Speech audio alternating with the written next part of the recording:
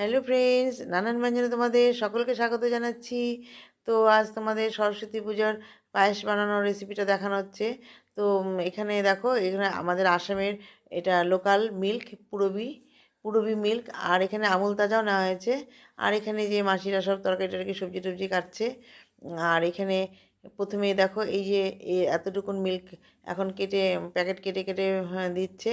আর সঙ্গে 2 কেজি আমুল তাজাও দিয়ে দিবে। এখানে এক গামলা বসানো হবে, পরে ওখানে আর এক গামলা বসানো হবে ওই যে ওই গামলাটাতে। তো এরকম 2 গামলায় 2টা বসানো হবে। তো প্রথমে আগে এক গামলা বসাবে, তারপরে এখানে সব মিলগুলোকে এইভাবে কেটে নিচ্ছে। এখন এইটুকুন বসাবে, পরেতে বসাবে যে সেটাতেও এই এতটুকুনি মিল্ক বসানো হবে। তো হাফ হাফ করে নিয়েছে। তো এখন সব কেটে নিচ্ছে এগুলোকে, বাকিগুলো কাটা হয়নি, পরে কেটে নেবে। ওটা ওই গামলাটাতে বসাবে। তো এখন এইভাবে কেটে নিচ্ছে। এটা আমার ভাগ্নির স্কুল। তো গুয়াহাটি, আহ, গুয়াহাটিতে এটা ফাটাশিল আমবাড়ি। তো বাচ্চাদের স্কুল, হলি কিডস। তো তো এখানে এই যে এইভাবে সবাইকে খাওয়ানো হয়েছে। তো খুবই ভালো হয়েছে সব কিছু। তো এখন দেখো, দুধটাকে জাল করে এর মধ্যে কাজু, তারপরে তেজপাতা, এলাচ এগুলো দিয়ে দিয়েছে। দিয়ে এখন ওই যে চাল দিয়ে দিল, ভোগ চাল। তো দুধটাকে অনেকটা ঘন করে নিয়েছে। এখন ভোগ চালগুলোকে দিয়ে দিচ্ছে। তো ওগুলো এলাচ দিয়েছিল, সেই এলাচগুলো ভাসছে। আর কাজুগুলো তো নিচে বসে গেছে, সেটা আমি স্কিপ হয়ে গেছে, দেখাতে পারিনি। তো এইভাবে দেখো, চাল দিয়ে এখন ভালো করে নাড়িয়ে নিচ্ছে। এইভাবে ভালো করে নাড়িয়ে নিচ্ছে। ওই দেখো, কাজু দেওয়া আছে, কিন্তু আমি কাজুটাকে তুলতে পারিনি দেওয়াটাতে।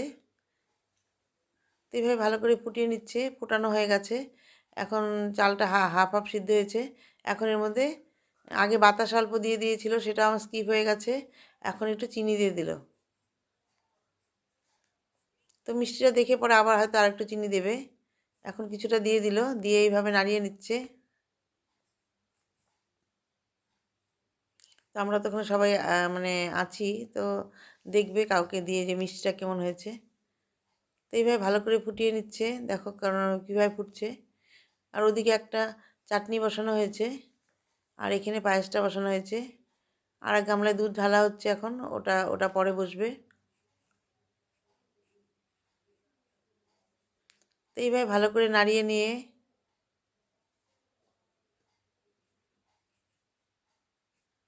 দেখছি যে চালটা ফুটছে, মানে ভালো মতো সিদ্ধ হয়েছে কি না। তো দেখে নিয়ে তারপরে আবার এর মধ্যে কিশমিশ দিয়ে দেবে।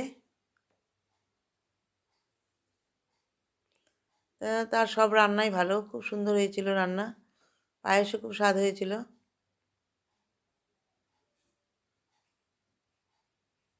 এখন এর মধ্যে দেখো, এই যে কিশমিশ দিয়ে দিচ্ছে।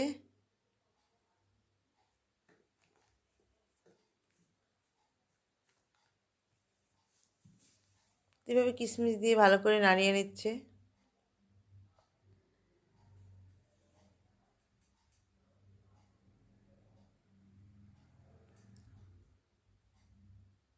তো একটু বোধহয় জাল দিয়ে তারপর নামিয়ে নিবে।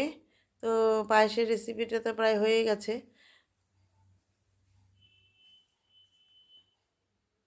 দেখো অনেকটা ঘন হয়ে গেছে, আর রঙটাও খুব সুন্দর হয়েছে। এইভাবে পায়েস রান্নাটা হয়ে গেল বন্ধুরা।